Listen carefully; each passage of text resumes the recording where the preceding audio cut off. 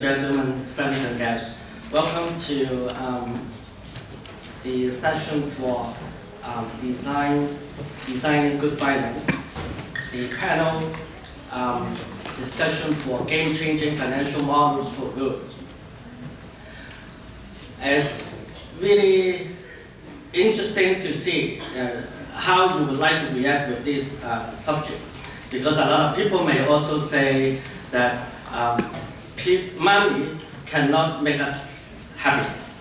But now, this afternoon, we would like to review the possibility how financing model, in particular to the purpose of money, can make us happy and uplift our well-being.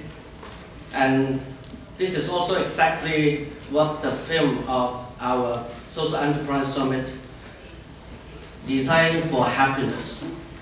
So we try to gather different expertise and thought leaders so that we can stimulate ourselves with respect to our knowledge and to contribute to our society. Now, my name is Alex Lam, one of the OC members and the facilitator for this session. I came from the background of asset management business for about 25 years, and for the last 8 years, I involved in social innovation and social enterprise development, and especially for the employability of people with disability in Hong Kong. I obviously learned a lot from others like my good fellow. And today we have also a pool of expertise from different arena. First of all, I would like to introduce the founders of B Corp, but unfortunately he could not join us this afternoon. I had a couple of exchange of thoughts with him, and I would share some of his thoughts later on. Not that I know everything about B Corp, but I'm a big fan of B Corp, so I can also share with you some of the development. And secondly, we have also very heavy-weighted speaker is now also on the way to come here. Unfortunately, I was told that he had a little bit of accident, but now he came at a very good time, good timing. Mr. Stephen Wong, he's a Deputy Chief Executive of our Hong Kong Foundation, and also the head of the research department. If I look at their business card, then they have a lot of powerful initiatives that included Public Policy Institute, Inno Platform, Business for Social Good, China Institute, and Academy of Chinese Cultural Studies, and Hong Kong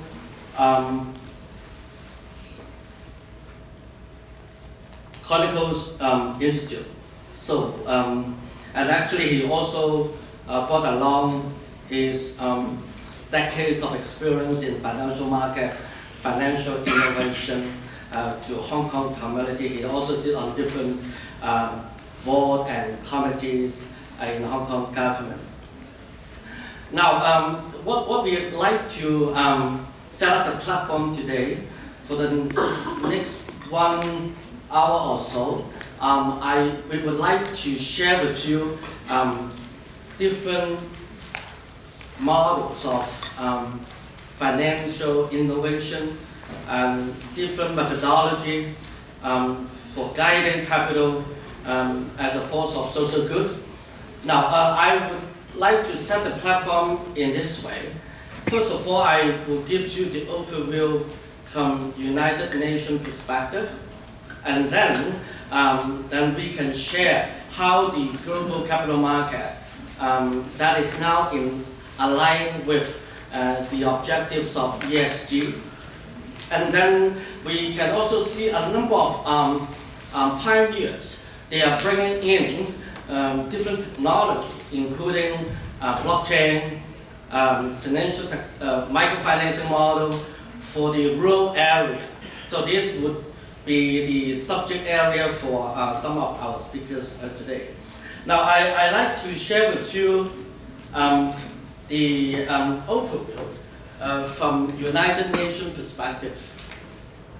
In 2015, United Nations has already developed these 17 SDG goals together with 198 countries in order to make the whole world better by the end of 2030. If I just recall, some of the cartoons that I picked at that time. What do you see? So perhaps you can see climate change, and then we can see not only the cloud, but also the people in danger, natural disaster, and you might also see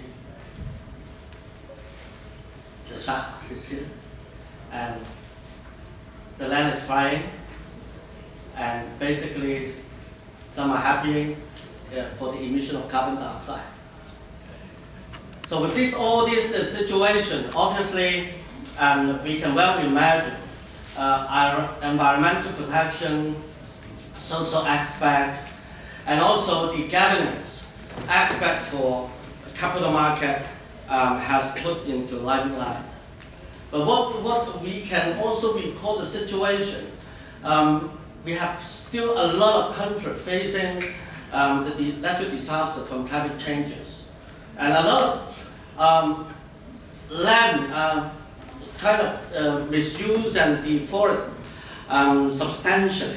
If I give you one example of the desertification, that is, the Arab area was destroyed by the climate, then it takes about 3 days. Then the whole Hong Kong will be destroyed and disappear. So in other words, then a lot of productive area will also be destroyed. And if you look at also the development of the overall situation, that we can see definitely the social aspect, the poverty and equality, that really crying out for help. And what I like to draw your attention here. So then we can still a shark swimming over there.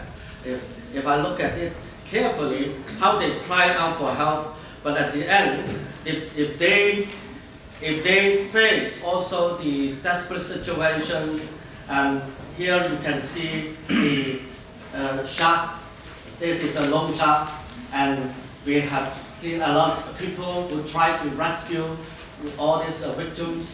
And then we can also see some sort of fund putting together in order to help out for these poor people so that they can get rid of the detriment of this kind of loan sharks. Now, what does it mean now for us today? We are still facing quite a lot of problems. If I look at the first issues around the world, that is poverty. If you look at Hong Kong, we also have around 1 million people living below the poverty line. Maybe Stephen has different perspective how it can be measured and also described. But as a matter of fact, over 1 in 10 people worldwide live on less than $1.9 a day.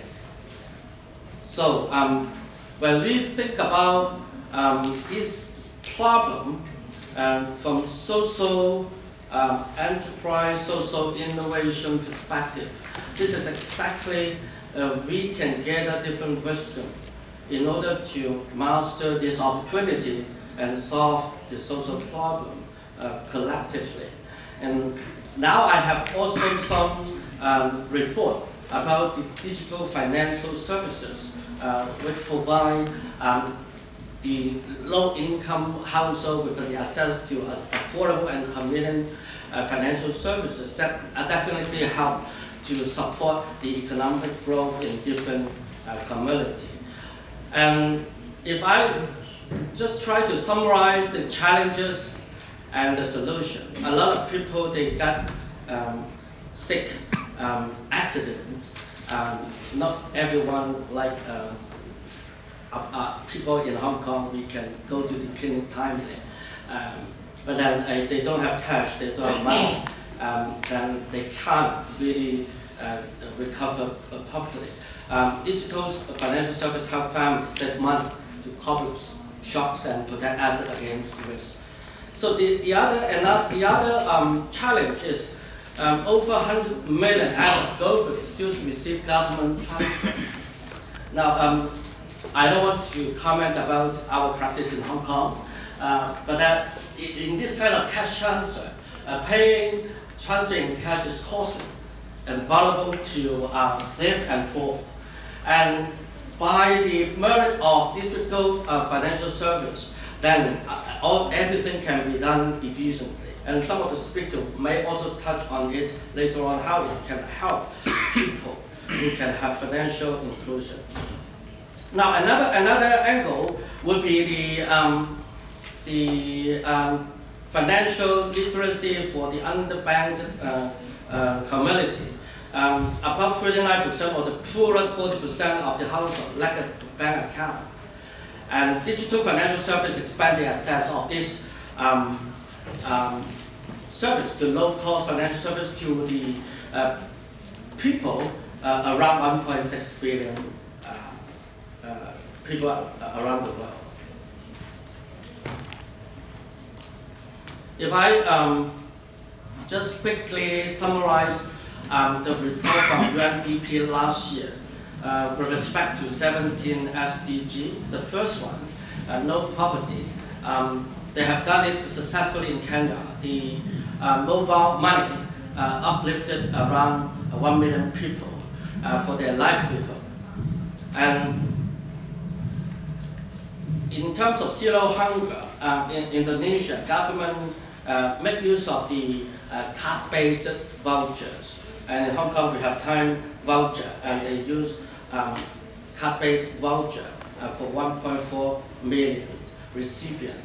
That the merit is to give the recipient a better situation to receive the service and the quality of the food.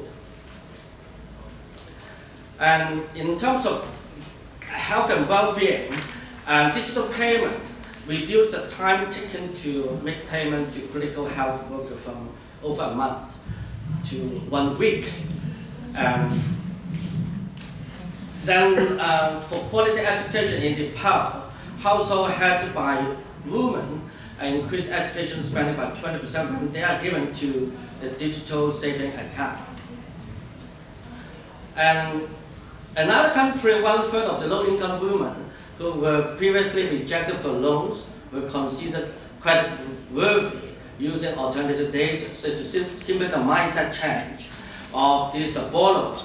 You know, they don't look at their collateral affordability, but they look at their productivity. And now, number 6, clean water. By introducing digital payment in Ghana and prepaid smart meter. So this kind of technology help to double the per liter payment. This is good for the government because the collection rate has been increased substantially. Now, regarding affordable and clean energy, there are around the world 690 million registered mobile money accounts, enabling new business model for affordable and clean energy company. So in other words, some of the pay-as-you-go solar company can make use of this digital financing tools to provide more than 10 million people with affordable and modern energy. So there's also another example from Afghanistan. Their workers save 37% of their salary on average in the first 6 months. So they let their livelihood with discipline, with financial discipline. And so another angle for the sustainable cities and community, the moving from cash to tap and go smart card for buses in certain areas helped the bus operator to raise revenue by 140% in Rwanda. So this is also reducing the leakage of this kind of revenue. Now, if you look at China, regarding climate action, this is a typical example how the latest financial technology, like what Ant Financial has done, they use a digital finance platform to persuade their user to contribute to the clean and environmental society. At the very beginning, that was virtually.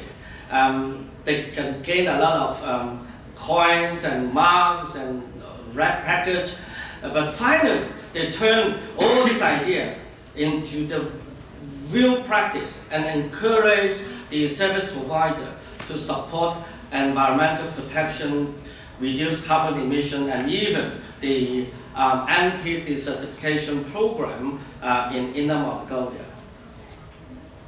So another angle when we think about the digitized entrance fee in National Park in Tanzania, this helped the government to pick up the revenue by more than 40%, so the government can better use their resources to their people.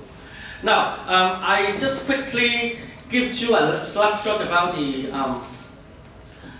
contribution of the digital financial models. And now if we talk about certified B Corp, obviously a company can be certified as the B Corp if they comply with all these dimensions. The internal culture, governance, the employee's perspective, community, environment, customer, and this is also important for a company who can also exercise their strategy to retain people, contribute to their customers and community and the society. But let me give you what they have introduced when they started B Corp, because the founders were fed up with the change of the mindset of the leaders of the firm. Even though certain leaders would like to do something for good, but then if they change hand of this ownership, then the leader also changed their mindset. So they said this must be standardized.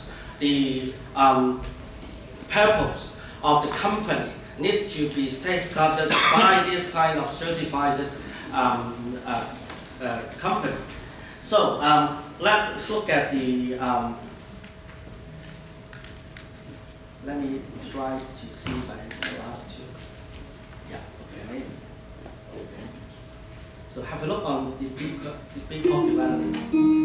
We have a dream that one day all companies will compete not only to be the best in the world, but the best for the world. Others share this dream and have begun to turn the dream into a community. This community signed a declaration of interdependence and invited others to join them. Now more than 900 companies from 29 countries are turning our community into a global movement to redefine success in business. B corporations use the power of business to solve social and environmental problems. An eyewear company that disrupts an industry and serves the poor. A food service company that serves over 1 million meals to low-income public school students every week. A manufacturer that goes green and helps workers move from welfare to a career. An online bookseller that recycles used books and funds local libraries and global literacy. An outdoor apparel company that stewards the environment. An ice cream company that maintains its mission post-sale. B Corp is a certification that helps consumers identify these change makers, and investors make money and make a difference. As a community, we are passing laws across the country, creating a new kind of company that serves society and shareholders. We are leading a global movement of people using business as a force for good. Join us. Be the change.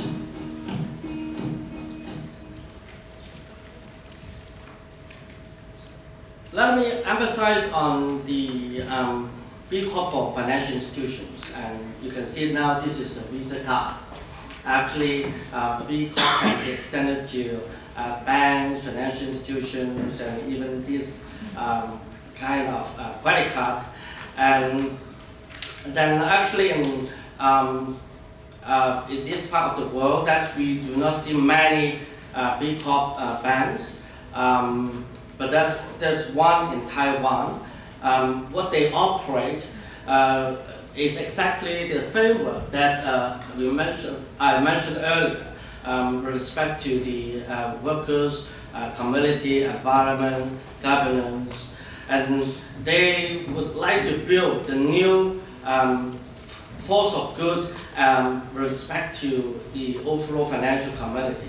But if I share with you the experience in Australia, that will also give us also another perspective, how they have developed it so far. So let me also, yeah. International certification has become a popular movement. If you think about fair trade coffee, for instance, B Corp is the business equivalent for companies wanting to solve some of the world's problems while still making profits. Community sector banking is one of 1,300 organisations who've recently gained B Corp certification. Amanda Watt is the spokesperson and explains what a company had to do to earn certification. We had to step through a fairly rigorous process. We needed to prove commitment to social impact outcomes. We needed to show what our environmental measures were, and we needed to show transparency around governance. So is this basically a way of showing everybody that you're a good corporate citizen? It is a little bit of that. I see it as taking corporate social responsibility to that next step. It really is walking the walk of what we say that we do as a committed social enterprise. Why does a company need a certificate to prove that?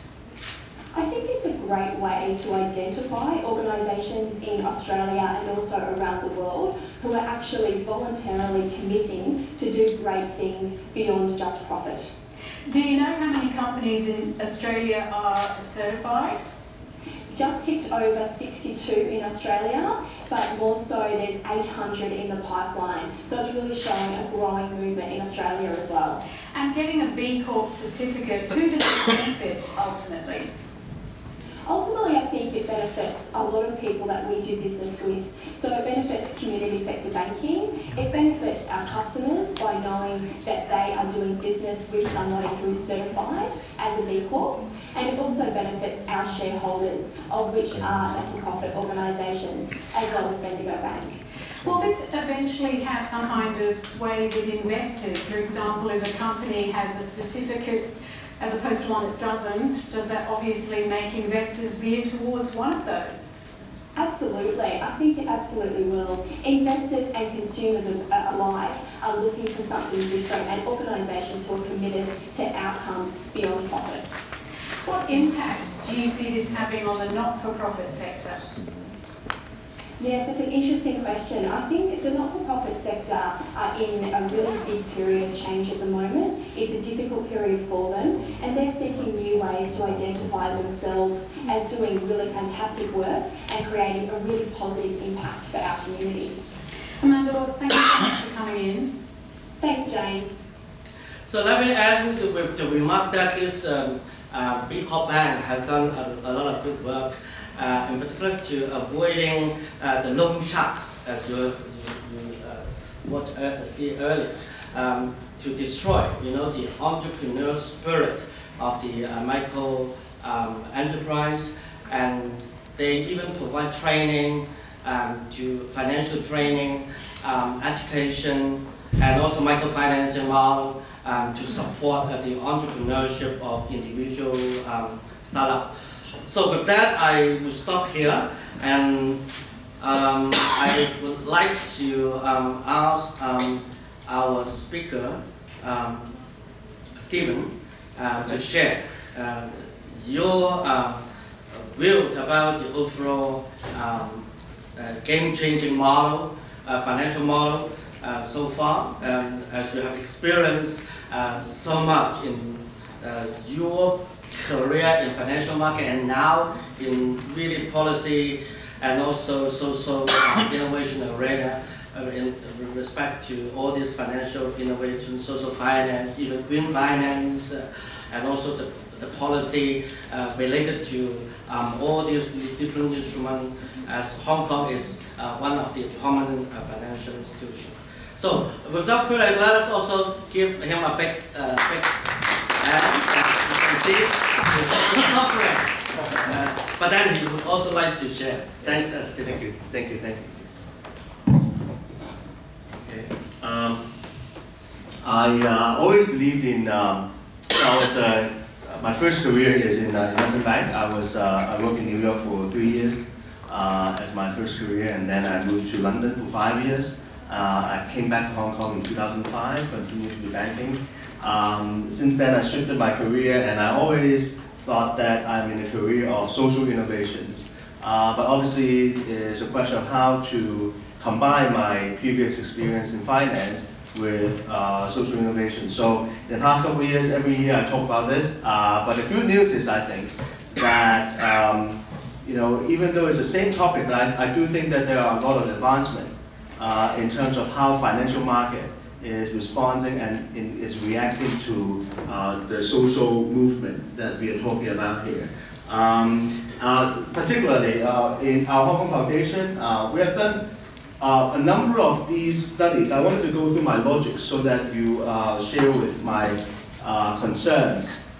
We talk about ESG, but why ESG is that we actually have been looking at various things. For example, in the very beginning, as social enterprises, as a person that actually very involved in social enterprises, I thought, okay, so what is the first thing that we should think about is to, at that time, people talked about you cannot manage with what you cannot measure, right? In order to mobilize the capital, you need to be able to measure. So the social impact assessment is one of the things that we delve into this for operational purpose as well as for financial purposes.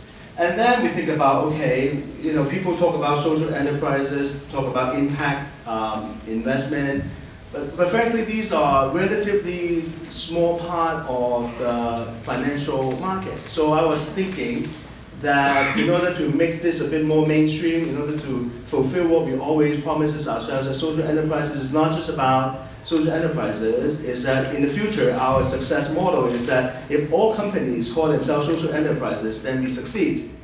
Similarly, if all financial markets call themselves social finance, then we succeed, right? That sort of is our dream. That's sort of our goal, right? So then the next question is, how do we lever and pivot ourselves into a bit more influencing the mainstream finance, which is why we started to do the green bond study landscape a couple years ago when green bond or green finance is still a very new topic in Hong Kong. Unfortunately, it also, because of the global movement, it's also because of what mainland China has been doing, green bond actually become a force in Hong Kong. In fact, the Hong Kong government commits itself of issuing 100 billion Hong Kong dollars of green bond, which is obviously a big deal. And then recently Hong Kong MA, our central bank, also come out saying that they will commit a portion of their reserve, which is 3 trillion Hong Kong dollars in total, a portion of that into green finance, so which is also a big deal. And then we also have done a report on Pay for Success, which is obviously, you call it, some people call it social impact bonds, some people call it Pay for Success. We did one of the first study in Hong Kong, and I'm a member of the SIE Fund, and SIE Fund in Hong Kong is one of the largest social innovation fund supported by the Hong Kong government. We are now studying to launch one of these social impact bonds in Hong Kong. And, but still, green bond is good, social impact bonds are good, but really, if you were to impact and be, affect the entire mainstream companies in the world, particularly those listed companies in the world, then this ESG framework is very important because basically all companies, all listed companies are required to actually do that. And then the question is, how do we transform from a tick-the-box approach into a strategic material approach for all the listed companies? Imagine if they actually meant to do what they say they do for all these listed companies, how much social good they can actually bring about to the society, right? That is the goal. And which is why last year we did a report for FSDC, which is a government official advisory body, which I'm a board member. And then this year we also launched our own report in ESG. And since then we've seen a lot of movement in the ESG. And ESG to me is just a tool to influence all the mainstream listed companies as well as mainstream investment asset managers to do something that we all believe in this conference, basically, to bring this into the mainstream discussions. So I just going to spend, I don't want to go into too technical details because not all of you are wanted to know all the details, but I'm going to spend the next 10 minutes to really go through our current thinking. In order to convince, the traditional asset managers or companies people that ESG is important, we obviously pointed out the fact that, look, this is not just about being good, being environmentalist, it's about investment. Think about if you actually invest into this stock, Pacific Gas and Electric Company, which is one of the largest utility companies in the US, because you don't think about the ESG consequences, the stock can drop by a lot, basically, as the company go into bankruptcy due to a big fire in California. So, ESG, therefore, these factors, in order to convince the traditional asset managers that these are not just therefore to feel good, but it's actually, will protect your downside risk. And obviously we cited Mark Carney, Governor of Bank of England. Again, our purpose here is to list all the mainstream people, these are influencers, right, in mainstream finance, saying that, hey, what we are facing is what we call a climate Minsky moment. In finance, Minsky moment is basically a turning point where a credit bubble will burst. In climate, which means that we are to a tipping point where if you don't do something, this climate bubble will burst, in a sense. So there are a lot of risks that I'm not going to go through in details, but as a result, you do see that the ESG global movement is also actually gaining speed. The ESG asset has gone up by basically 130% in the past couple years. And again, we're trying to convince people that this is, again, not to feel good because there are a lot of academic literature, which I'm not going to go through, to show that on the one hand, if a company do ESG, their operational efficiency will increase. So I'm not going to go into details, right, because it's all academic literature that you happily can refer to.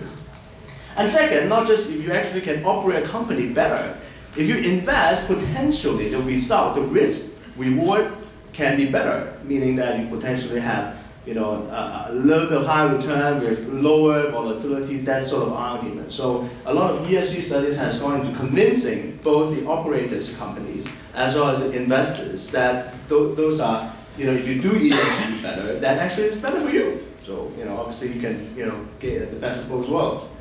And as a result, obviously you have seen a lot of movement that we, as we would argue that Hong Kong as a financial center or international financial center, you got to be able to catch up with the international trend, which is why we work very hard to list out all the international trends. For example, there are international platforms, TCFD, Task Force on Climate-Related Financial Disclosure, headed by Mark Carney and Michael Bloomberg, and then you have the UK-China Green Finance Task Force, which is important for us because it's China, so We say that, hey, China is doing this too. And then you have the central banks platform, and all this basically supranational collaborations. You have the principle setting, different things, a lot of different principles that are there, and also the UN supported initiatives, UNDP and also UNFI, a lot of different other UN initiatives as well.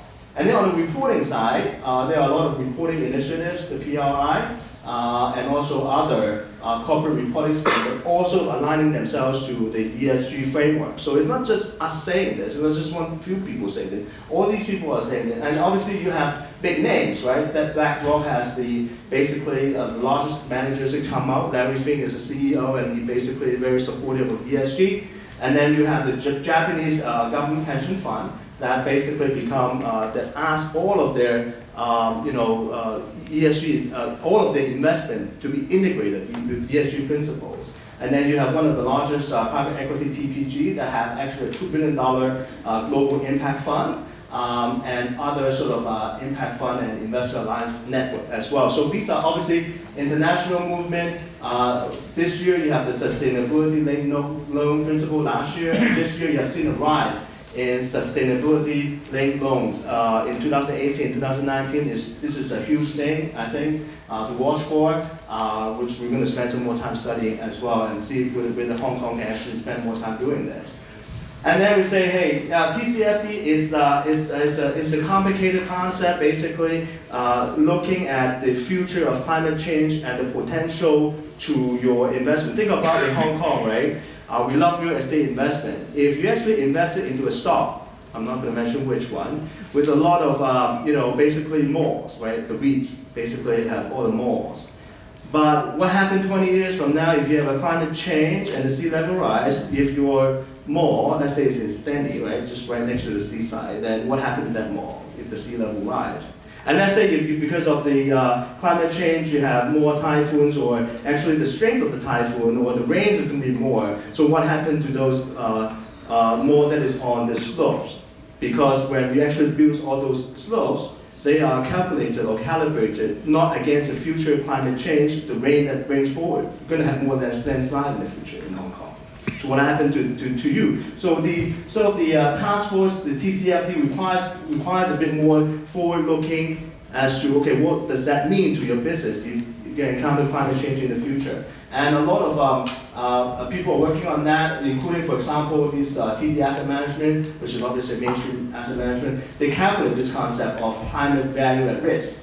For those who are in finance, value at risk, which is financial number. But now people are not just talking about financial number, they're talking about climate value at risk. What happened to your financial position if a climate change happened? And all these other international movement, which I'm going to talk about. Obviously, China is moving along quite well in terms of their commitment to environmental effort on a national level, and finance will be part of that. And in fact, they were saying that potentially they would require all the listed companies to have a mandatory disclosure of their carbon emissions next year, which is a big deal because you need to quantify that for all the listed companies. And in Hong Kong, lots of things that happen. I'm going to go through it in terms of the mainstream financial market.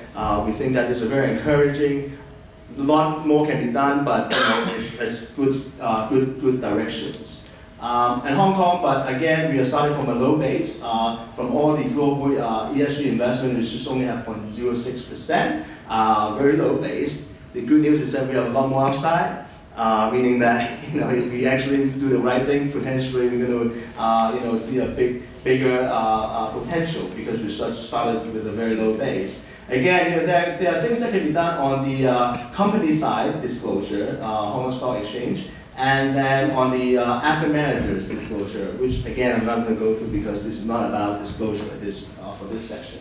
But you can have a very quick slim. We are here. We have a compile or explain standard. Other places have the mandatory disclosure standard for the companies. For investor asset managers, again our disclosure standards is relatively low, and we have all the other areas that have higher disclosure standard for the asset managers. Which we are fighting to change.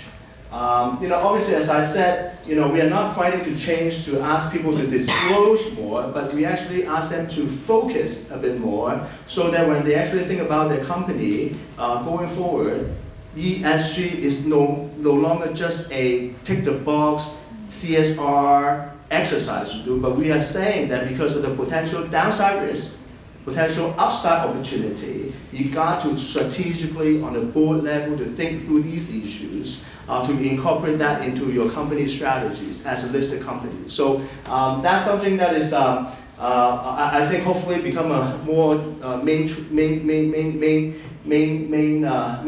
in the future. Is work in progress. I'm not going to go through all these things because it's a bit technical. But I also wanted to maybe end with a couple of these slides. One is that we think that what in order to face the climate change, yes, the finance market needs to do a lot of things. Asset managers, companies, regulators. What else needs to be there? Is my question, right? And the answer is that, in fact, actually there are a lot more data that should be available that is not available in the moment. For example, yes, this is what you may agree with what I just said, but if you're actually running a company, you would say that, hey, how do I know what climate change will do to Hong Kong? How can I know that, let's say, if you project a 2-degree level, 2-degree temperature rise, what is the sea level rise in Hong Kong? And how do I know what would that do to the landslides frequencies? And how do I know what does that do to the rainfall? So we thought that a lot of these climate scenarios, data inputs, as well as projections and calculations should be done by the government, because these are public goods that they should be able to actually do some analysis, publish the results. I use an example here with Canada. They actually basically have this website, it's pretty simple to use, saying that, okay, some scenarios, okay, here, if they use Toronto, this is the coordination, and they would have, saying that, okay, by this year, these are sort of the temperature degree rise under this high emission scenario. And so these are the outputs that you can use, saying, okay, if you have a high emission scenario or a low emission scenario, meaning that then you can at least have some scenario projections that you can play with credibly. For a company to do the same things would be probably pretty hard. And similarly, in Hong Kong, these you can sort of eyeball that. There's some studies, but that's not very detailed. You can see that potential situation, flooding, landslides are the red, so won't be good. So obviously that talks about the resilience of climate change for the Hong Kong as a society, and are we ready for that? There are preliminary discussions, but we just haven't seen a lot of data coordination, as well as working with the business, investment communities to work through all these implications here. And finally, we think that in Hong Kong, there are things that can be done according to doing, for example, some sustainability studies led by the government, the resilience that I just talked about here, that is not yet been done in Hong Kong. So I think that obviously when we talk about ESG, it's not just environment, and to be honest, we pick a lot of our scenarios on environment because it's very easily quantifiable, and we can see a trend, in China, in globally. Environmental concerns is huge. Climate change is real, and people believe in that. Then the next question is social, right? Because social is, multifaceted. You talk about the SDG goals, but you also have obviously the employees, different stakeholders, supply chain, and then you have this shared value movement on the social side. So the question is, I also ask myself, environmental, I can argue that, it's going mainstream in the finance company, in the financial market. And social, whether we can have this, for example, the social bond movement, the sustainability-linked loan movement, which is gaining speed. Can we actually do similarly a good job in pushing that agenda forward so that it's not just staying on below the radar screen, but really become a mainstream participation with the mainstream financial communities. I think that's something that is more effort needs to be done, and something that we would love to work on further. Thank you. Thank you.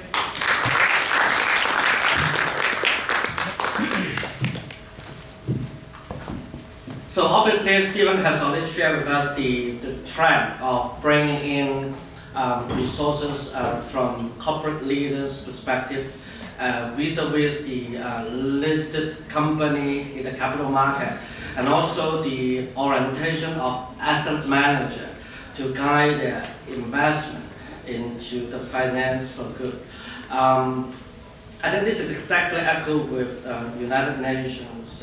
They really remind the whole world that the shortage of capital and resources per year to achieve this SDG goal is around 2.5 trillion a year. If you look at the whole pool of assets around the world, is around 100 trillion. That if we can mobilize 2.5%, that everything can be much better. Now you can see this kind of work has been done by this kind of visible Superman. But I have to apologize. At the very beginning, I forgot to introduce properly some other invisible Superman or even superwomen, and that is our next speaker, Dr. Ted Lam. When I look at his bio at the very beginning, he studied social science, urban planning, and then architecture, and then town planning, and then later on PhD in anthropology. So then when I further discussed with him about what he has done for the last 10 years, he mentioned to me something about being really a local supporter in the rural area, working with the farmers and working in community in Africa, Myanmar, different places. And when I deeply talked about the future, what they want to develop, they talk about blockchain, data science, how they can help the poor community to be uplifted and in conjunction with the development of the conventional market. So without further ado, I think we should let this kind of invisible Superman, and perhaps behind him a team of Supermen and women, to share with us some of their great work in different parts of the world. Let us give them a big hand, please.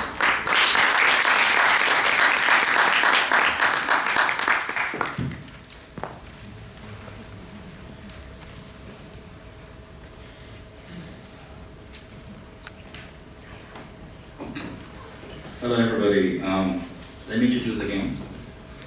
I was trained as an architect. I studied history and anthropology. I spent the last almost 6 years working on the ground with the people from village, as what Alex mentioned. Today I'm going to talk about finance and blockchain. So this is actually a claim that I have the expertise to talk about this subject. But if you go to my LinkedIn, you can see all these other things, right? So you can actually start to judge if I'm a real person or not, like if I'm very believable or not. Maybe you'll think that, oh, you're not really from that background, why you're talking about this? So this is exactly the topic that I'm going to talk about today on blockchain. It's all about the claims. And why this one single thing about the authenticities of the data, the authenticities of the claims, actually able to change the entire financial world as the game changer, as well as this whole new financial model. So the topic I'm going to talk about is called decentralized blended impact finance. If you're not from the space, don't worry about that. Decentralized doesn't only mean blockchain. It actually means a general participation or a movement on the ground that there will be a lot of microtransactions. You can imagine, for example, a lot of peer-to-peer transactions, a lot of, a process without any centralized management. And all those kind of things actually what we call decentralized. Blender finance is actually borrowed from just typical financial terms. It actually means like multiple strategies to capture the maximum returns. That means, you can create an investment structure or investment deals that capture the short-term big impact or big return, and also the long-term, you have like 100x from IPOs. But the idea is really about taking all the risk. So that means it's a very high risk, a high return kind of investment strategy. So we actually want to see like how, instead of just financially high risk and high return, we want to see like how impactfully it can be high risk and high impact return. The last one is about impact, something that's measurable, something that can be quantified by data.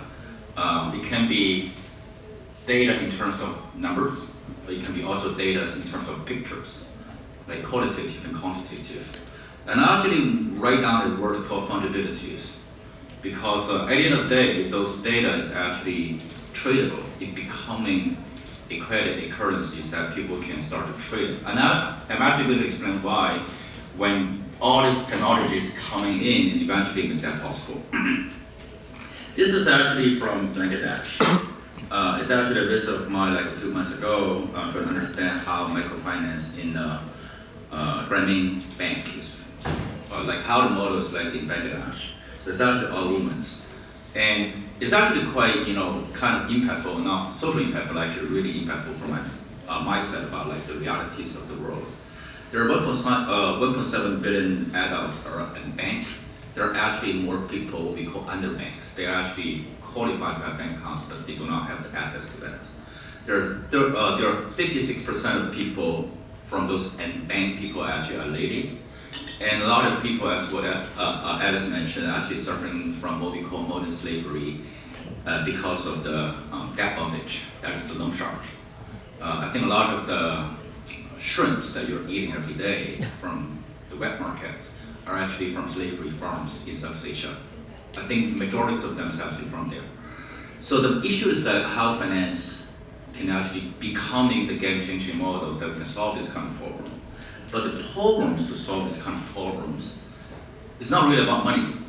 I think there is a statement that I think Alex mentioned, there's a huge amount of money there. If we actually only take 2.5% of that, we can solve everything. But why the money doesn't come in? Is you actually from financial market, you would definitely understand it's because of the risk. Like money, only afraid of risk. So how are we able to deal with the risk? So on one side of dealing with risk is really about having all these professional teams, all the mathematical people calculating how you're actually going to mitigate all this kind of risk. So investing is actually a highly professionalized and exclusive industry. That means if you are only having a bank account with less than 100K Hong Kong dollars, you're not really enjoying the rest of the bank services because you're excluding from the professionalizations of the bank. The second one is the stakeholders misalignment. It's really about like the government think everybody need a very nice park. Then the constructor thinks that, oh great, and I will build a bunch of parks with lots of theaters. But the citizens in the city think we need a lot of trees. So there's actually a very different understanding about the success. So we spend a lot of money, we think that we're generating impact, but how much impact is actually effective? I think we should always answer that questions. The last one is about the value of impact.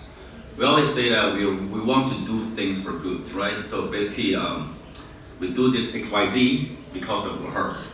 And there are people going to give me money because of what hurts. I tried that for 6 years, that doesn't work. There need to be some business model, financial model behind that. So at the end of the day, impact, the problem of impact investing is the lacking of fungibilities and liquidity. And that means how you can trade, how you can actually add a real value, or in the more simple terms, how you can add a dollar sign to impact. This is a typical cycle about how the money flows. So there is a development capital market. It can be governments, it can be pension funds, it can be financial institutes, it can be development banks. It can be some institutes that can print cash. But they actually need to develop so that eventually they can benefit from the developments. And there will be the fund managers, they're actually managing the money. And there will be multiple layers of that. There can be, the big asset management, they hire a bunch of small asset management, they hire a bunch of fund manager. So when you talk to an investor, usually they're not owners of the money, they're owners of other people's money. And then they invest money to social enterprises, and social enterprise deliver a bunch of services to the beneficiaries. And the beneficiary is going to do a lot of things with them, and that generates ROI, return of investment. And the return of investments go back to the development. And in the return of investment, I'm talking about social return and financial return in a whole. And how does that look like when we actually make it into a technology platform? So there's actually 4 layers. The first layers is the top layers about what I call the impact fungibility marketplace. It's where you can actually, for example, the green bonds, for example, stock market, for example, pay for success marketplace. The second part is really about all the programs, like why and how we decide the payback of the social impact bonds, or what is the justification, which entities can actually say, I claim this is good to pay back. So that's what I call the programmatic finance. So there's a lot of programs behind money. And the middle part is about the claim to rights. It's about who is the decision maker. Is the decision maker the people that want to pay the money? Is the decision maker that who want to manage the money? Or the decision maker that want to spend the money? Or the decision is actually from people that enjoy the benefits of spending the money? And the last part is about the communities. They generate all kinds of data to trigger all that type of things. If we do not get their data, we cannot complete the entire cycle of these financial transactions. So I'm actually going to talk about these 4 layers in terms of technology. Programmatic finance, one case is really about social impact bonds. It's one very simple programs behind transactions. That basically means that if XYZ happens, ABC going to do some sort of transactions, right? So basically that's a program behind that. And why blockchain? Why fintech? Because we can make the transactions criteria dynamic. We can make it an algorithms instead of just a pile of papers. The claims of rights, who making decisions? I'm actually going to show you a case about sometimes the decision making is actually not necessarily from people that will put down the money, but actually people that will enjoy the benefits of spending the money. And that will actually eventually generate more impact, or the realities is going to be more smooth in terms of doing all this kind of developments. The last part is about how we actually able to digitize the entire communities. And they're basically farmers from village. They may be farmers from Myanmar, from Papua New Guinea, from Africa. They may not even using a cell phone. Like how are we going to collect data from them?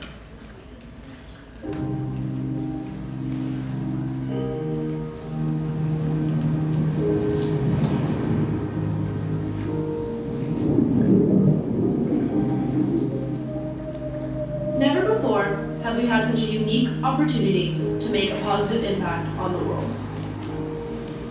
What really matters now is educating for the future, averting climate change, and ensuring that no person gets left behind. One of the biggest challenges in delivering, evaluating, and investing for results is a lack of good quality, trusted impact data. To count what matters, we need high-definition data with crypto-economic proof of impact. What if you could track and value the impact of your contributions on people and the planet? Introducing ICSO, the blockchain for impact. Driven by data and optimized by AI, ICSO provides a trusted global information network that is owned by everyone. This enables you to become the creator of your own impact projects and a stakeholder in the projects you believe in. The ICSO protocol ensures that impact claims are verified with the help of intelligent evaluation oracles. Verified data is a valuable digital asset and is minted as an impact token. This enables us to value what counts. Now you can watch projects around the world grow in value as they generate proof of impact.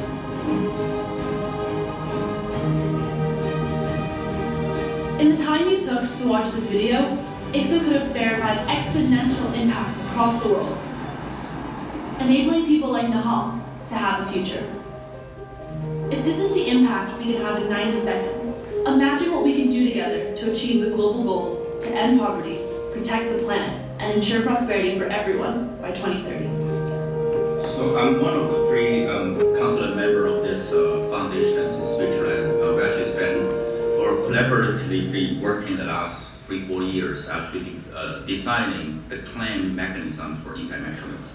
It's actually a database or infrastructure for how we actually want to store impact data, share that with cryptography, as well as eventually become a platform for liquidities of impact data or impact digital assets. But you're actually going to ask like how or where those data are going to come in. So this is actually a project that we work on in China about like how data actually being collected. I mean, this is actually an early childhood education project in China that the kids actually receiving government subsidies to receive lots of free educations when they're from 0 to 3-year-old. And there's actually a lot of data about the children. And those data actually goes to the database. But basically the question is that who actually has the right to use those data? Who can actually protect those data? Especially for the data about the children, because as you know that human trafficking is really, really big issues right now across the world, especially for this kind of database. So this is the reason why, you know, something that triggered us to moving into the blockchain technologies that eventually we definitely want to create a private and safe place for those data. But on the other hand, there will be a permission settings for the sharing of those data. We're actually working in Hong Kong with this infrastructure, and it's a infrastructure that, you know, for organizations in Hong Kong hosting different nodes of the blockchain, and they're actually going to allow them to share data on the platform, and also to encrypt data about sensitive identities and so on. But I think I can go into this very in-depth, but just some really simple things that if there is beneficiaries that, you know, with the unique ID, you know, covering more than one project, I think this kind of system can start to recognize the, for the problem of double counting about those impact measurements, as well as actually correlate data points from projects to projects. But I think a lot of people may start to question about like, what is this digital identity? We actually call it decentralized identification. It's actually going to be different identities from your Hong Kong government ID cards. It's actually going to be a digital identities for you as a second identity. And we really tried hard the last 1.5 years to develop the protocol behind that. We call it progressive KYC. To on the one hand protect your own identity, on the other hand start to enjoy different levels of financial services with different KYC and compliance requirements. A lot of may ask the question like how farmers can use this. Like those people who know how to use blockchain, talk about some really high tech and so on. Yes, they don't know how to use it. 80% of our time is actually going to do workshops, financial capacity building workshops at the front end. This is actually a workshop that we done in Papua New Guinea with a bunch of villagers to teach them what's the importance of their data privacy, what is transaction means, what liquidity means, what is money, what is fintech means for everybody. So eventually it become, you know, a very important piece of the company to actually keep advocating and promoting this kind of idea at the front end instead of just working on the high tech at the back end. The second project I try to share is really about social impact bonds. So this is actually a playground in Yangon in Myanmar. It's actually a project that we work closely with MM communities. It's actually also an NGOs in Hong Kong. The playground required around $2,000 to build. The government have $1 billion in their bank accounts to pay for all the developments for the village. But they find out that 30% or more of those money they just deployed from the government going to be spent on corruptions. So how can they reimburse people after they built the things? So basically they're directly procuring impact instead of taking the risk of the corruptions and so on. So this is about how the bond payback, counting cash. this is actually one of the pilots that we actually work on to actually promote programmatic finance on blockchain because it's actually a process for the town hall to collectively define the criteria for payback. So it's actually a vote, not by the village chief, but actually by everybody on the ground. So there are no corruptions in that sense.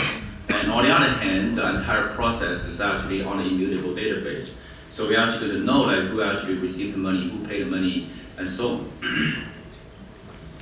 on. But once we push it further about like how we actually able to use the claims, not just about a simple measurement or impact, but actually something more critical. For example, the ownership of lands or the assets. I think one point that Alex mentioned is that to fight against poverty or taking the risk for vulnerable communities is really from the assets, because there are no asset class for them to actually stabilize the economic growth in local.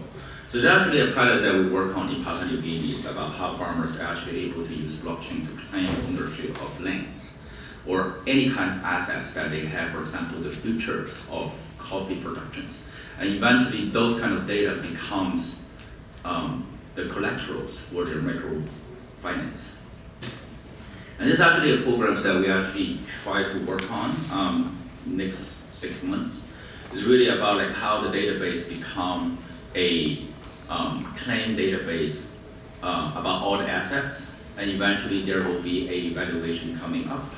And the microfinance institutes can actually looking at all those claimed assets from the ground.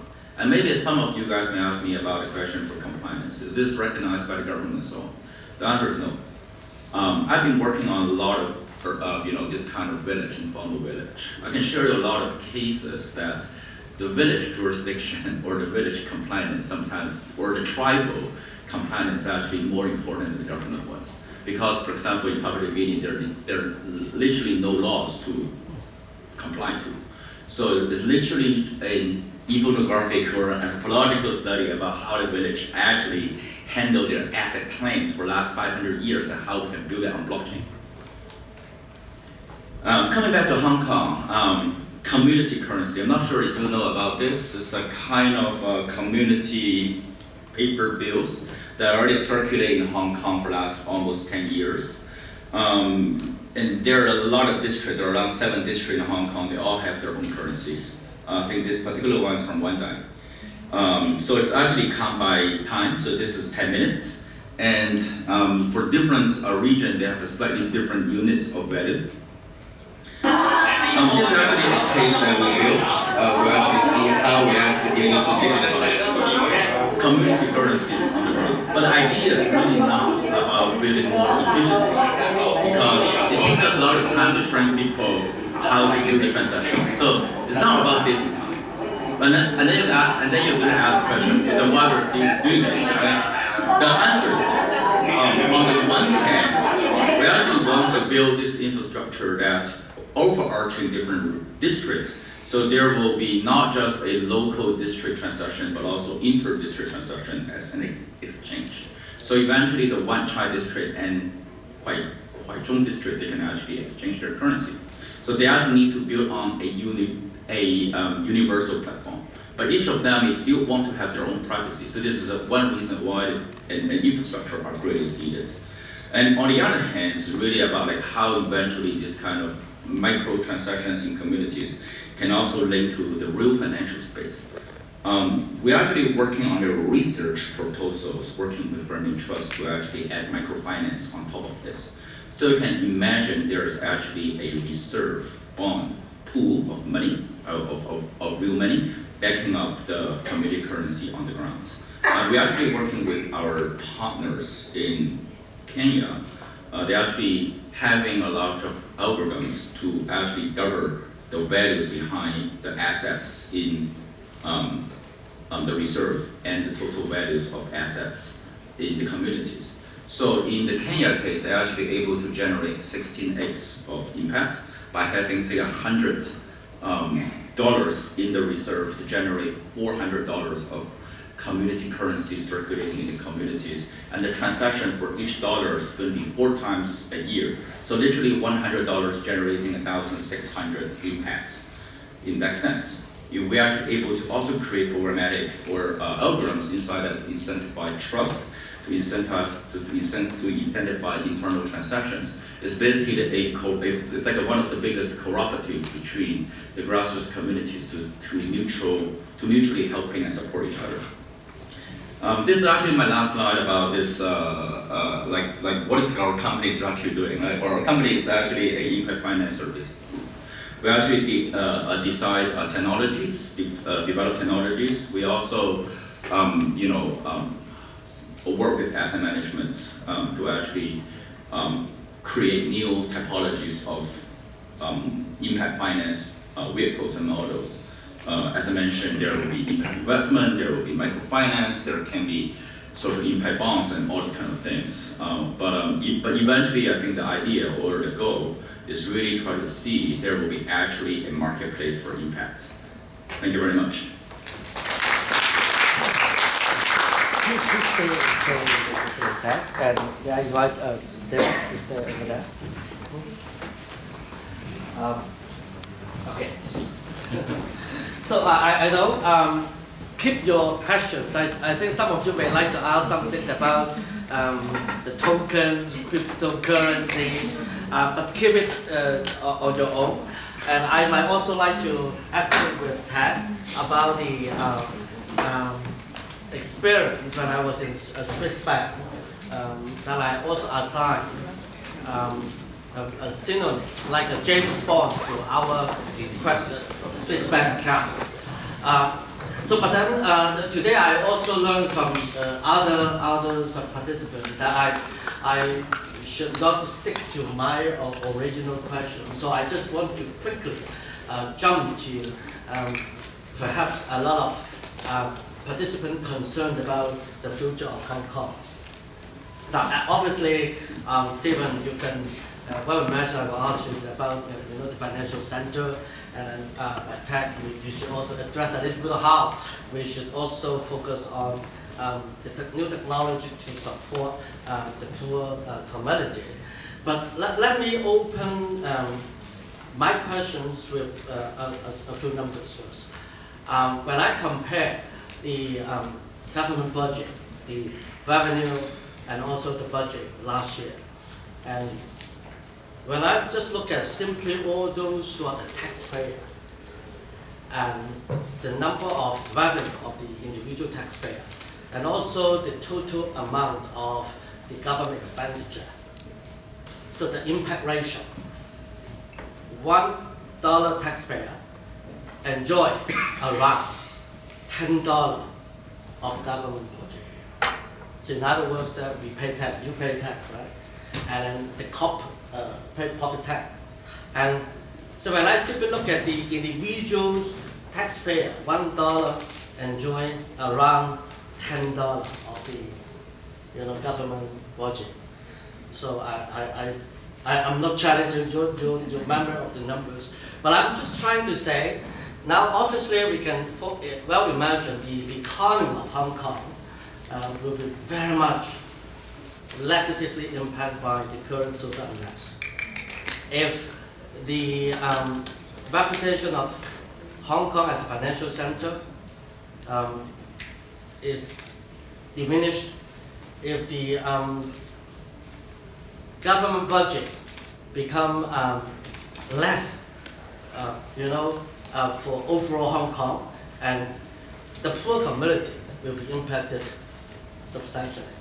So from that angle, I would like to ask if you have any idea how you would like to make use of what you have developed to contribute to Hong Kong in the next 5 years or so. So then let us respect Stephen's direction. So Ted, if you like to address a little bit of that. Of course. Yes. Maybe Stephen? Go ahead. Okay, so I don't think I have a specific answer to that. Sure. Otherwise, we'll put a Yes, that's right. chief executive, right? Yes, but I think the issue is this, right? I think on one hand, there should be a more effective development strategies from governments actually spending government money.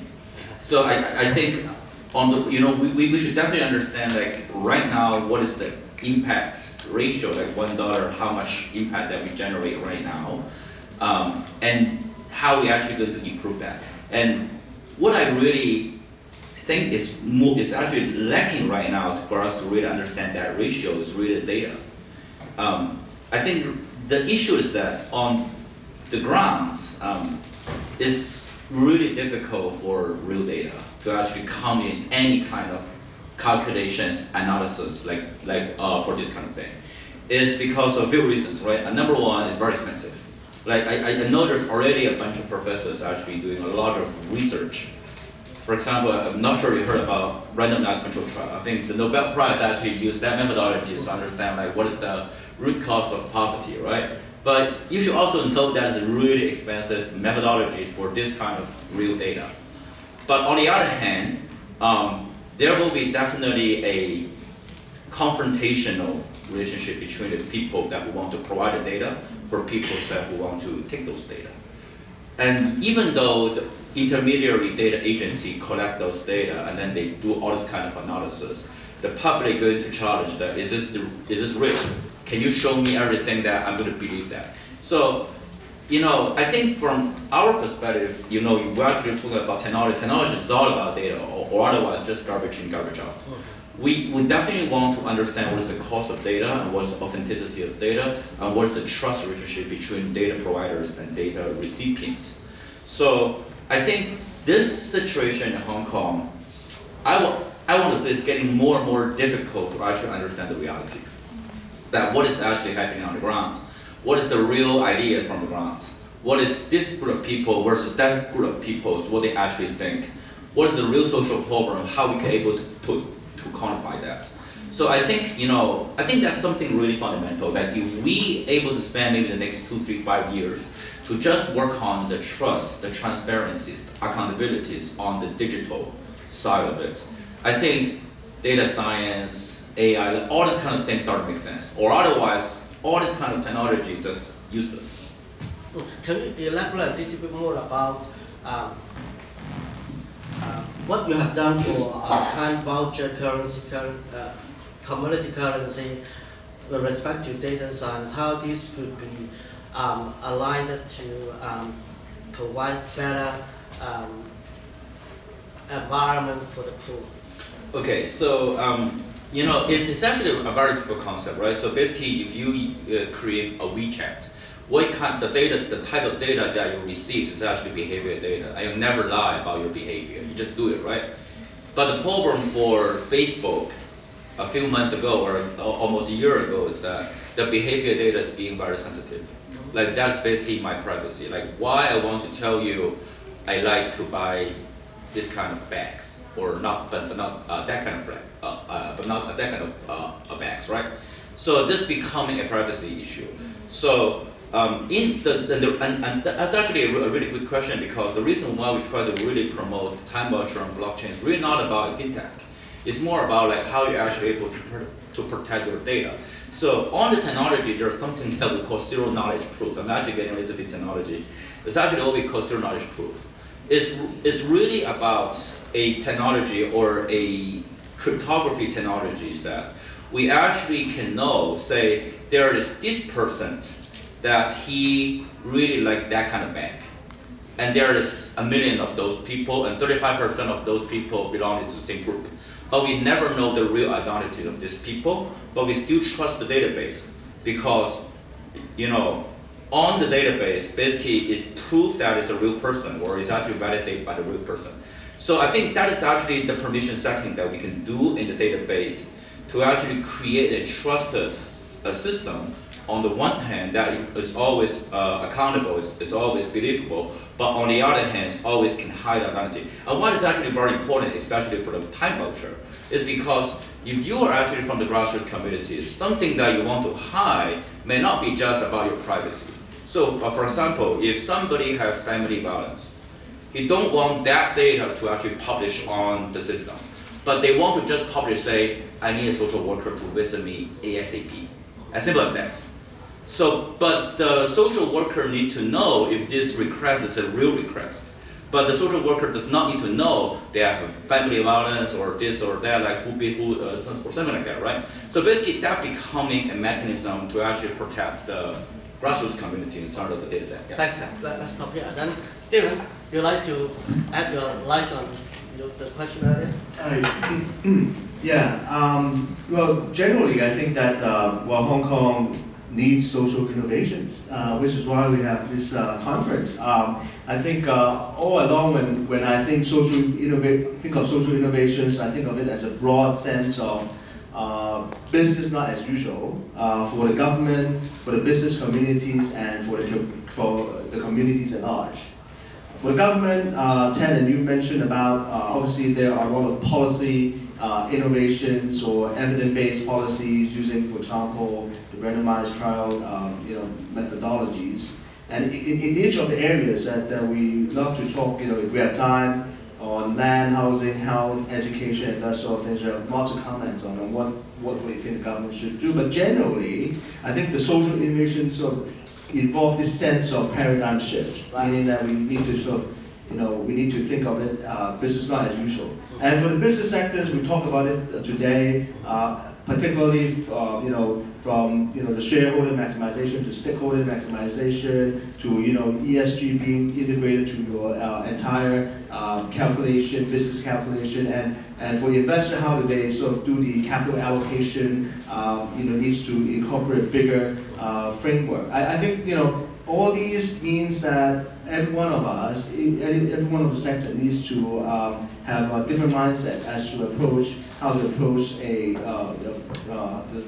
problem that we usually face. But I don't have obviously one line for you as to this is the silver bullet. Okay, so then we should talk about it in the next happy hour. Yeah. Okay, good. Now let me open the question to the floor. If you have any questions to these two speakers with respect to their expertise in game-changing model for financing for good. Any question? Yes. To my understanding, in Hong Kong,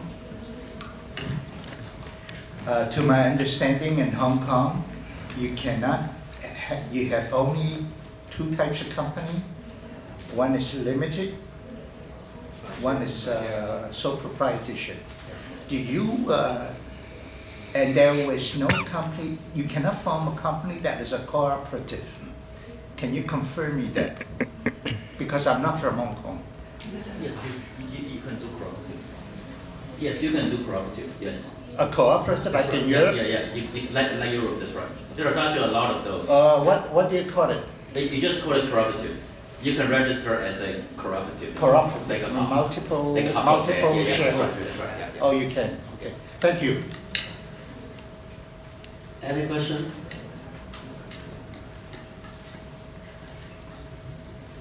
Hi, thank you. You talked. Sorry. Sorry. This one first, and then later on. Sorry. Right, thank you. You talked about how you can use blockchain to build more transparency, thus trust for the users, right? But how do you try to? A lot of people still don't understand the mechanism behind how blockchain works. So that trust factor, I'm still a bit skeptical about it. How do you popularize the idea of blockchain technology so that everyone understands how it protects their data interests, even those who are in the grassroots can understand, such as what you're doing in Papua New Guinea? Yeah. So the question is about how I explain that? Yeah. Or your question is about how the blockchain can do that?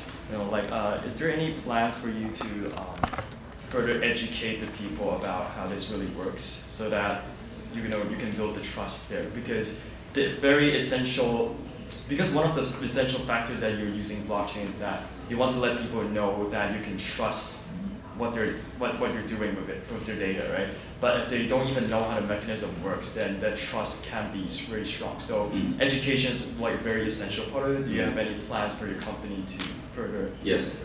So let me give you two examples. One is a workshop format about how grassroots understand money. The second one is that how grassroots understand digital assets. There are these two things, right? So basically, the money side is say let's have a workshop, and there are like 20 farmers, and everybody got some fake money.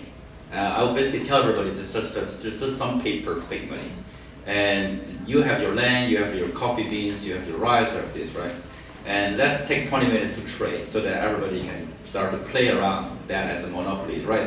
Like a big card game. And after 20 minutes, you can see basically there's a big grandma say, oh, I have a stack of cash, pretty happy, I'm gonna put it into my safe. And there will be some guy say, oh, I got lots of stuff, so that I can do this business, I can do that. So basically we can ask them why you want to keep cash, why you want to keep the stuff. And then we can ask questions like, so who do you think is the richest in this village right now? And we're going to point to the grandma. And then we'll say, hey, but this is just papers. You just have a bunch of papers. The young guy has actually got all this stuff, and then he actually can do his business.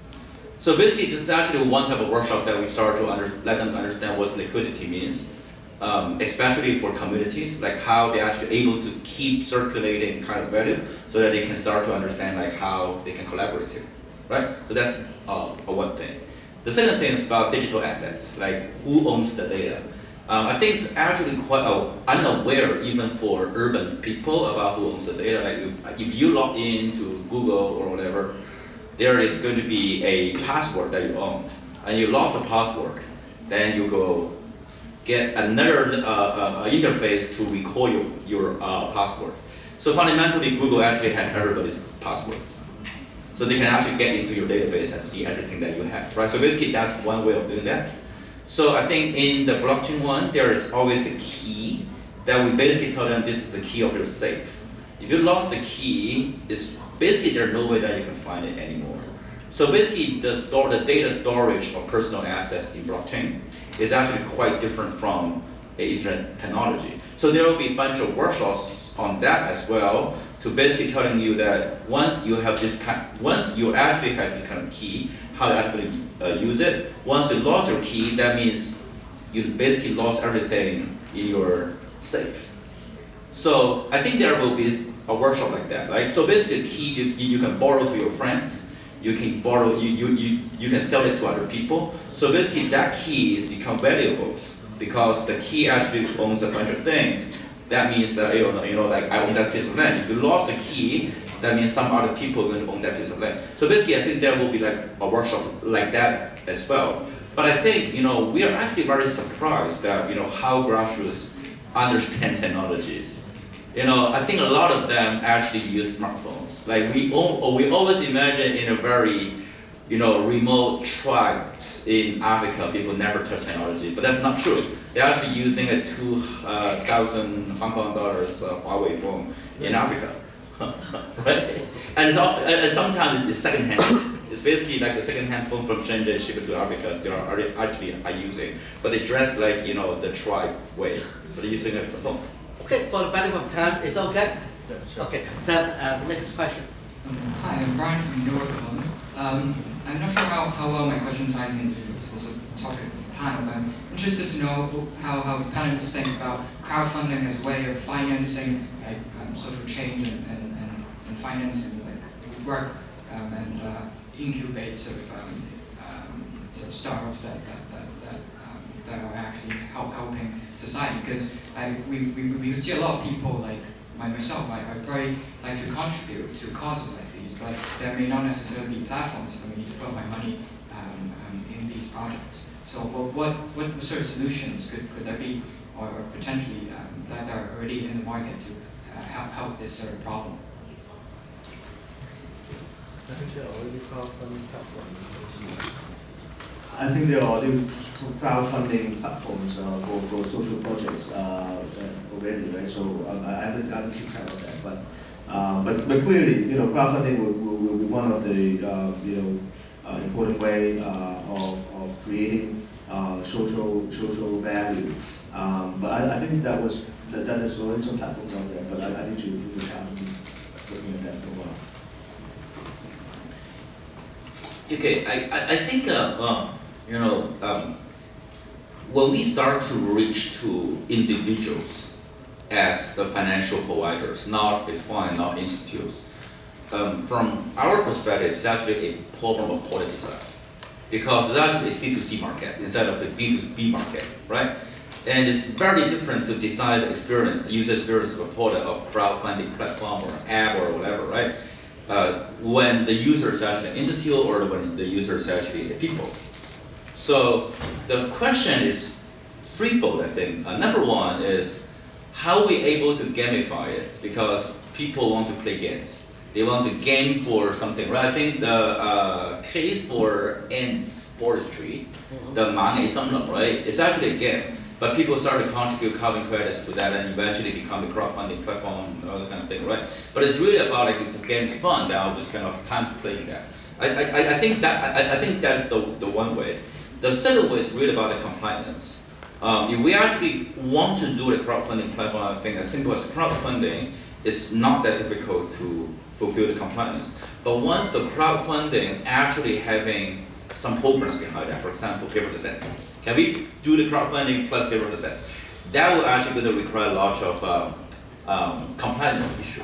I think there are a bunch of financial institutes trying to solve that with the category 1, 2, 3, 4, 5, 6, 7, like all this kind of license to solve that problems, because eventually it becomes security. I think that actually going to trigger the whole rabbit hole of problems that we actually solve. The third thing is becoming the authenticities of projects. Like if I put down the money and somebody take the money, are you actually going to do what you actually promised to do? Is this project real? Are you real, right? And this money goes to this project or goes to that project? I think there will be all these kind of problems that eventually need to solve in order to make crowdfunding actually work.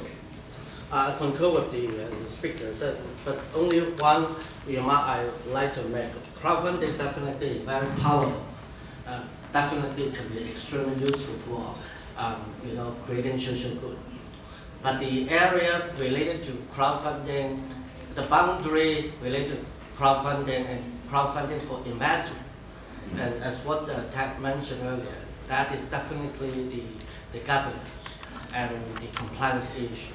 So that would also involve additional regulatory model to safeguard it for the the benefit of the funder.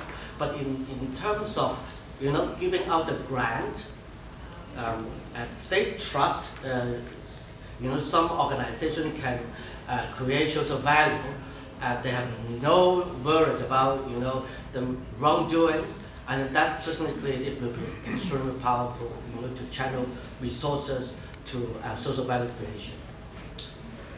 Okay, anyone else?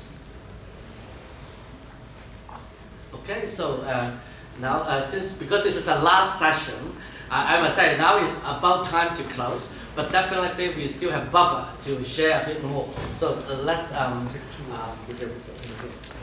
another one is behind. So these two ladies ask questions. Just wondering if Stephen and Ted, are you working on a blockchain for social impact bonds in Hong Kong right now? And because I think social impact bonds specifically need to be involving a lot of stakeholders, right? The government, financial institutions, private investors, NGOs, social enterprises, beneficiaries, right? And I think would blockchain be, this unifying unit that can help assess the impact also and all the transactions and storing encrypted data as well. And that, just your thoughts on how feasible is that in Hong Kong? That's Dorothy. Dorothy. So how about Jessica? Hi, yes, I'm Jessica. So my questions go to Stephen Wong. So in your presentation, you mentioned about the urgency to upgrade ESG infrastructure and the problem of lack of data when making the decision for ESG. So my question is, from your perspective, when you talk about data, what do you concern the most? Like, do you concern about how much data you're collecting, or the truthfulness of the data, or who's submitting data, or like how to verify the data? So I just want to understand more, like when you talk about data, what do you concern the most? Thanks. Yeah, I think the common theme today is data, which is it is important. You are absolutely right. When I think about data, obviously you have Ted mentioned some of the social media footprint like Facebook and that sort of thing. That's data. But what I was also concerned about is not just the social media footprint, that sort of data, or the behavioral data. It's really the scientific projections, particularly. What I mean scientific is that on natural science, in terms of what a climate change will do, what is the scientific projections of what a climate will be, and what is scientific estimation of the sea level rise, as well as landslide frequency, storm frequencies, and the strength of the storm and stuff like that. Those are scientific projections within boundary. You can't take a vote on that, basically, right? you can't just say, let's vote and see what we think it is. There's some scientific boundaries to that. And then we have the social science, scientific research, like what Ted mentioned is the randomized control trial, which is sort of the holy grail for the social science frontier, but that is more relevant to where you have actual data, for example, health. Usually people are able to measure better in health impacts, for example. If you do certain things, what are the health consequences? How many people get, let's say, for example, vaccination. It's easier to quantify the vaccination cost versus the vaccination effect. That's science as well. Now, but it's harder than that is, obviously the question is, for example, if I do this intervention, let's say psychological counseling, what is the impact data? For example, how much well-being you are, how much wellness you become because of this counseling that you receive, and therefore, how do I calculate the cost-benefit, the social cost-benefit of this counseling program for the well-being of the society generally? That is a lot of scientific undertaking needs to be done, and that is that needs to be academically rigorous, and that's science to me. And that you can't just take a poll, right? It's not a polling question. It's actually a scientific question. So when I say data, and that's the data that I'm talking about. And in UK, for example, they have a social value bank that actually attempt to summarize all the socially rigorous data and put into a data bank so that people can know, okay, if you have less people taking drugs, what is the cost, what is the social benefit in terms of dollar value, right? So if you have that data bank, then it's easier to monetize and quantify the social benefit of your program. That's so that you can easier to calculate the donations and government interventions and stuff like that. And that's sort of one of the advocacies that we're driving at, similar to what actually Ted, when he shows the entire sort of ecosystem and the sort of the data sharing platform. And that is the holy grail. But the key for me though is the inputs. How do I know that how much counseling that we do will contribute to how much wellness of people? And if you look at mental illness, for example, or mental health, it's a whole spectrum of, you have to go to mental institute, to where you just feel happy. And how do they sort of quantify that? Obviously there's science to that. So, and then I'm interested in that part. And so back to your question about blockchain and social impact bond and the relationship. And so I think obviously the blockchain will solve the trust issue. But so far, frankly, the social impact bond deals that we are seeing in Hong Kong or elsewhere in the world, you are involving very few parties. And so the crux of the issue, really, when you think about social impact bonds, it's not as much of a true value of the social impact of the intervention. It's actually a bilateral agreement between the investors and sort of the government or the ultimate funders. So as long as we agree, when X happen, I will pay. Whether that X contributes to that, ultimate payment is frankly a bilateral agreement. It's a negotiation, really. So therefore, it's not as much need to have, frankly, a scientific, basis for, okay, what exact is that the true social cost or benefit? Is as long as I think that, I'm okay with that, then we have a deal. It's a deal. So it's less relevant in that context. But obviously, if you have other mechanism of social impact bonds, or now when people talk about sustainability index loan, I think yes, I think the more data you need, the more trustworthiness that you need, then the distributed platform will help.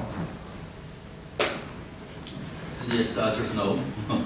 I don't think it's about technology at all. I think it's basically like asking a company, say, my company is do business on internet, like who don't do business on internet right now. So technology is actually just an add-on, but I think the whole point for social impact bond is actually recognized as a security product. So you need to go to Zengam, you need to go to the authorities in the government to actually go through all this kind of process. And I think that's why we call it pay for success. We don't call it bond. So it's actually not on that one. But I think once the compliance, the governance structures actually pushing more in the next few years, technologies can actually start to get in. But technology is not a fundamental solution for all this kind of thing. Okay. Thanks again for your attention and your contribution for this discussion, game-changing model, financial model for good. Obviously, it boils down to individual decision. When you think about your own purpose of money, purpose of capital, purpose of investment, and even purpose of life, definitely it will also support all different new games for good. So with that, I wish all of us can jointly support the new paradigm of finance so that we can support the social value creation by even our $1 consumption, $1 saving, and even $1 investment. Thank you very much.